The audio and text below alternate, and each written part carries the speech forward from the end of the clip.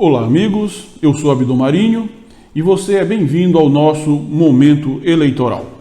Pois bem, após as convenções, assunto de que tratamos no momento eleitoral anterior, você já encaminhou a ata à Justiça Eleitoral, virtual ou presencial, publicou conforme manda a resolução.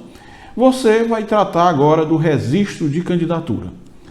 Inicialmente, é bom que se diga que o registro de candidatura, a responsabilidade é obrigação dos partidos políticos, o partido que deve registrar as candidaturas dos seus candidatos.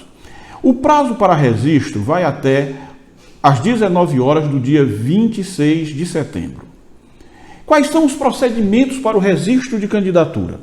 Primeiro, os pedidos de registro de candidatura, eles são compostos pelos seguintes formulários gerados no modo Candex. O Candex é aquele programa da Justiça Eleitoral que trata do registro das candidaturas. O demonstrativo de atos partidários, o chamado DRAP, o requerimento de registro de candidatura, o RRC, e o requerimento de registro de candidatura individual, no caso do partido não requerer o registro de alguém escolhido em convenção. Como ocorre a transmissão do DRAP e do RCC? O pedido de registro de candidatura poderá ser transmitido via internet, pelo Candex, até às 23 horas e 59 minutos do dia 25 de setembro. O caso em que os arquivos serão gerados pelo Candex, DRAP e RCC ou entregues em mídia à Justiça Eleitoral até às 19 horas do dia 26 de setembro. Aí você me pergunta, onde é que eu vou encontrar o registro, onde é que eu vou encontrar o sistema da Justiça Eleitoral, chamado Candex? O sistema Candex ele está disponível no site do TSE, www.tse.jus.br, ou no Tribunal Regional Eleitoral, www.tre-ma.jus.br. Quais as informações que devem constar no Candex? No RCC, repito. Os dados pessoais, inscrição eleitoral, nome completo, ou se houver o nome social declarado, no caso de transexuais, data de nascimento, unidade da federação, município de nascimento, nacionalidade, gênero, cor, raça, se pessoa com deficiência e qual tipo de estado civil, ocupação, grau de instrução, indicação de ocupação, cargo em comissão, função comissionada na administração pública, número da carteira de identidade, com órgão expedidor, unidade da federação e o número de registro de candidatura no CPF. Os dados do contato, telefone móvel que disponha de aplicativo de mensagem eletrônica. Essa questão aqui do telefone móvel, celular, é para eventualidade de você ser intimado de alguma falha, de alguma notificação da Justiça Eleitoral via o WhatsApp. Por isso que ele diz que tem que ter o aplicativo de mensagens instantânea. Tá certo? O endereço eletrônico, o endereço completo para recebimento de citações, intimações, notificações e comunicação da Justiça Eleitoral. Telefone fixo do Comitê Central e endereço fiscal de contribuição do CNPJ. Os dados do candidato, partido político, cargo pleiteado, número do candidato, nome para constar na urna eletrônica, informação se é candidato à reeleição e qual o cargo eletivo que ocupa nas eleições que já concorreu. A declaração de ciência do candidato, que deverá prestar contas à Justiça Eleitoral, ainda que haja renúncia ou desistência. É muito importante essa informação, porque caso o cidadão desista de ser candidato, ele não está desobrigado a prestar conta. Ainda que haja renúncia, substituição, indeferimento, cassação ou cancelamento do registro. Declaração de ciência de que os dados e documentos relativos ao seu registro serão divulgados no site do Tribunal Superior Eleitoral e Tribunais Regionais Eleitoral. Autorização do candidato ao partido para concorrer. O candidato ele tem que autorizar o partido para concorrer às eleições.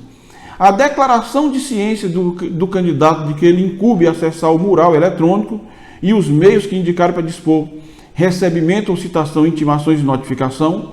Então, o candidato ou quem vai administrar a campanha tem que todo dia acessar para ver se tem alguma intimação da Justiça Eleitoral. Endereço eletrônico do site do candidato ou de blogs, redes sociais, sites de mensagem instantânea e de aplicação de internet, caso já existente.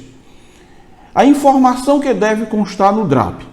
O formulário DRAP deve ser preenchido com as seguintes informações: cargo pleiteado, nome e sigla do partido. Quando se tratar de pedido de coligação majoritária, o nome da coligação, sigla dos partidos políticos que compõem, nome, CPF e título eleitoral de seu representante e de seus delegados, datas das convenções, quando se trata de mais de uma convenção, você informa todas as datas das convenções dos partidos, telefone móvel que disponha de aplicativo, endereço eletrônico para recebimento de citação, endereço completo para recebimento de citação, intimação e notificação e comunicado da Justiça Eleitoral que exige a cientificação pessoal, porque existem algumas notificações que elas têm que ser feitas pessoalmente, não pode ser via mensagem ou via e-mail. Endereço do Comitê Central da Campanha, lista de nomes e número de candidatos, declaração de ciência do partido ou coligação de que ele incumbe acessar aquela mesma do candidato.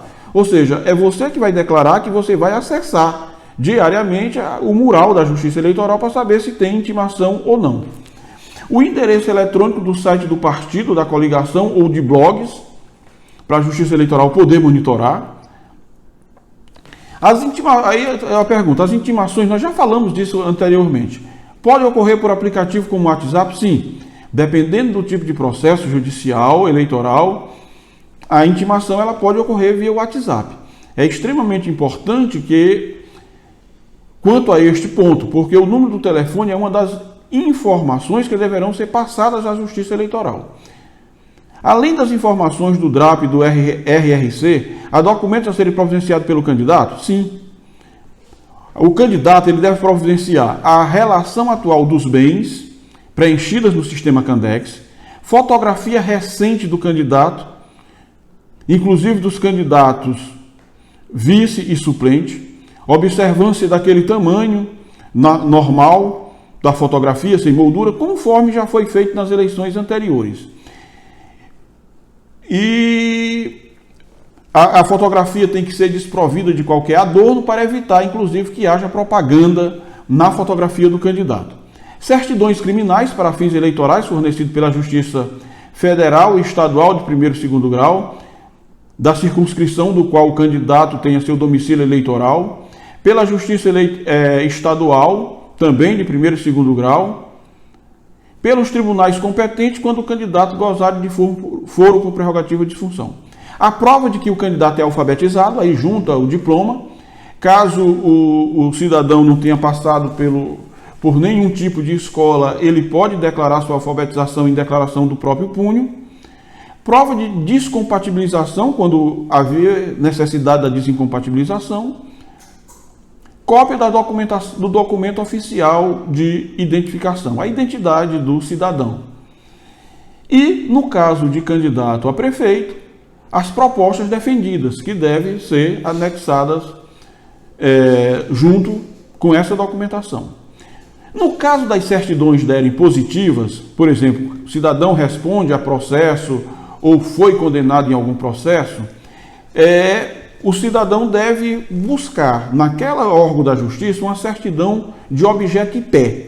O que é uma certidão de objeto em pé? É aquela que discrimina toda a situação eleitoral do indivíduo, tá certo? Nesse último caso, é até oportuno que o candidato ele já consulte seus assessores, seu advogado, para saber o que fazer neste caso. Como nós sabemos, o número máximo de candidatos, isso aqui nós já tratamos, na eleição de vereador é 150%, tá certo?